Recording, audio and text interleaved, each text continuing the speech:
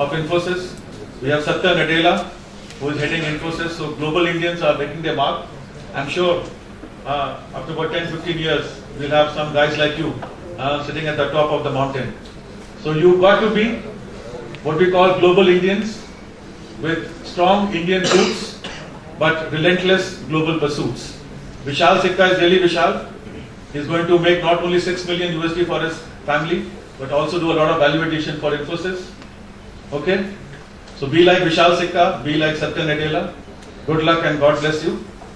And of course, I always say hi Ayat and Jai Niryat because I believe in both efficient import substitution and vigorous export promotion. Though, of course, if you look at the global supply chains, they say that no, we have to source from the cheapest source. But you see, I'm from the old school because when we were growing up as students and Pandit Jawaharlal Nehru's Nehruvian socialism, we built our power plants, we built our steel plants, we built our chemical plants through efficient import substitution.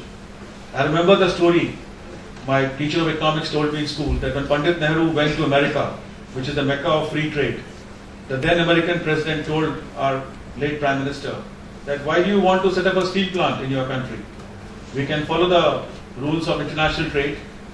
We will, buy your cotton and your other agri exports like tea, and you can take finished steel from us. Because Pandit Nehru had a different vision. He went to Russia and met President Khrushchev, and he promised to make the finest integrated steel plant outside the Iron Curtain in Bhilai. And after Bhilai, Bokaro followed, Visakhapatnam followed. So today also we are at the cusp of that economic opportunity. We have to now kick in the virtuous manufacturing investment cycle, create jobs for our youth so that they become truly a demographic dividend and not a demographic disaster. We have to look at efficient import substitution.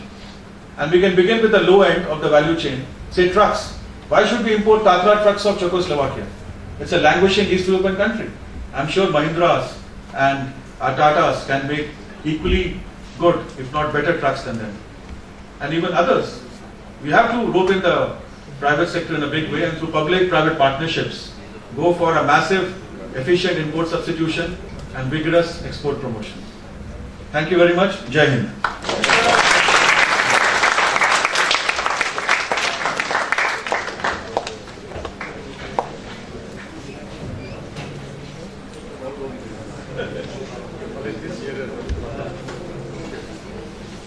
I would now like to invite Mr. Gagandeep Singh to kindly address the audience.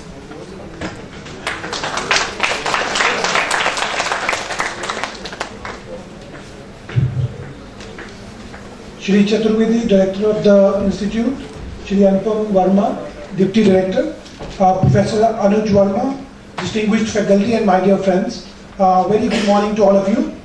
I hope all of you are awake. Yes, sir. Just give me a second.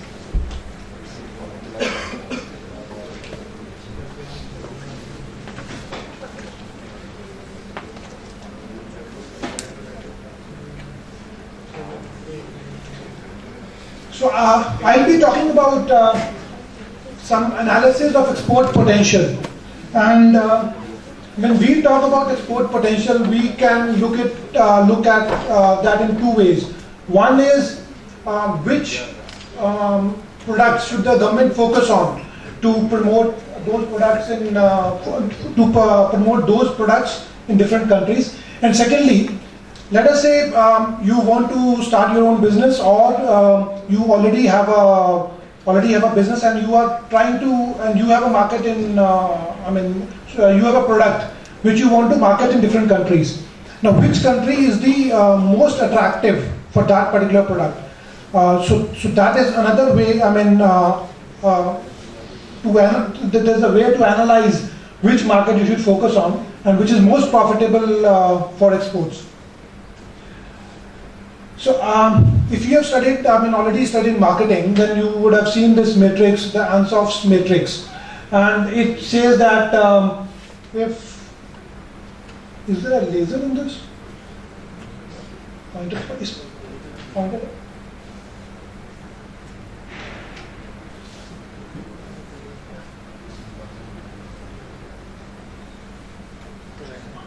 Thank you.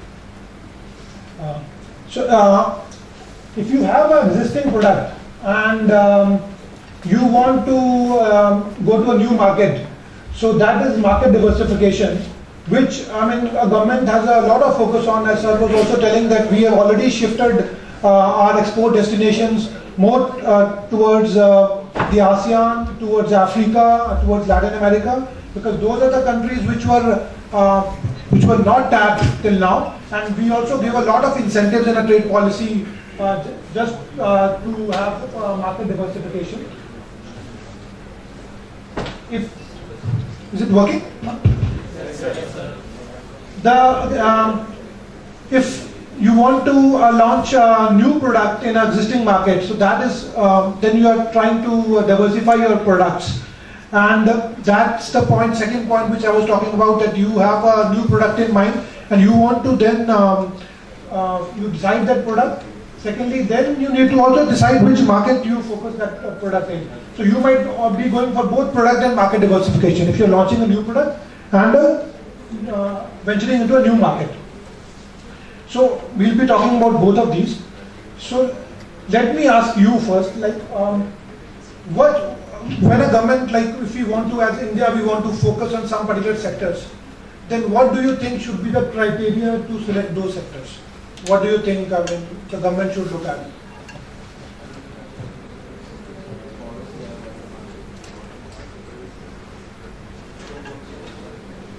Any ideas? Like how should we select a sector? Like let us say there are a lot of sectors in the economy, right? It could be, let us say, plastic products, it could be cell phones, it could be, it could be a lot of agri products, or any product which our country, like let us say, is producing. So what I'm asking is, what are the factors which we need to look at? One by one. So what is the need of the market? Okay. Yeah, so what is the demand, right? Demand. Yeah. Growth potential. Absolutely. The other thing is growth potential. One is the current demand and second is the growth potential. There is no existence of competition. Absolutely. So what is our strength? Whether we have we'll be able to compete against our competitors globally or not. Availability of raw materials in that area. Absolutely. If you don't have the raw materials to make it, we don't have the ancillary industries, then obviously it will be difficult. Sorry? So sustainability of, sustainable development, you would say. Yeah. Yeah, competitive advantage, what he talked about, that whether we have we are competitive in that. Absolutely, that is very integral. So you mentioned quite a few of them, and you are bang on target. So we would, as somebody mentioned, there are a lot of sectors, let us say, and then we decide upon some parameters to judge which of those sectors are competitive, and then we try to find, we try to shortlist out of all these sectors, we shortlist out. So we would look at export size, we would look at the growth potential, which is dynamism. Then export size also means that what is the current export size, whether we have a sufficient capacity to make the product. Let us say we are producing goods worth $1 billion, and in India itself the demand is 1.5 billion. So in that case, since the demand, domestic demand is so high, we might not have the sufficient, excess capacity to cater to the global market. Obviously, it is not that the industry, they have to choose whether they want to serve the demand locally or they want to sell globally, because there are companies like there's a textile company, Chai Exports. So they were when they started out long time back in the 80s, they stopped catering to the domestic demand. So they don't, any products they make, they don't sell anything to any Indian, to any Indian brands. They are only focusing on selling to all these global brands outside Gap, Tommy Hilfiger, and all the global brands. So they make the products here and they send it. The things are manufactured here and exported. So that is obviously a business decision which needs to be made. Then we need to, as somebody said, we need to see the resources. We need to see the intermediate inputs whether they are available and whether we are competitive. Now, before going to the, building an index, I'll just mention about these two websites. If you want yourself in the future, you want to do some analysis on using this methodology, then you need, first of all, you need some data. And the data is available, very granular data, which you do not find generally anywhere else in that format and in that much detail. That is available on these two websites, trademap.org and mathmap.org. They are funded by the World Bank, so they're pretty authentic websites, and they give very specific data on even very small things. Like you could find how much is the India's plastic exports, but let us say you want to find how much is the export of bottles of a particular size. So that is, generally it's difficult to find that data at a very granular level. It is, you might have heard of the HS classification of goods, which is that there's a 2-digit classification, then 4-digit, then 6-digit, and then 8-digit. So 2-digit is the generic product, let us say the whole, like the plastic product. Then at 4-digit you define, let us say, bottles.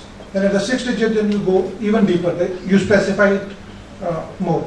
MathMap, like this website, it compares the tariffs across tariffs of any country on any good. So you want to see, like, let us say, if I am exporting bottles to Brazil, then what is the tariff on bottles of Brazil on different countries? Now, let us say Argentina is exporting to Brazil, then they have this free trade union. I'm forgetting the name. Mercosur is there. So in that they might have a 0% duty on those goods. Like we have signed, India has also signed a lot of free trade agreements and common economic partnership agreements. So and then you compare the tariffs with on that product with different countries. So all that data is available.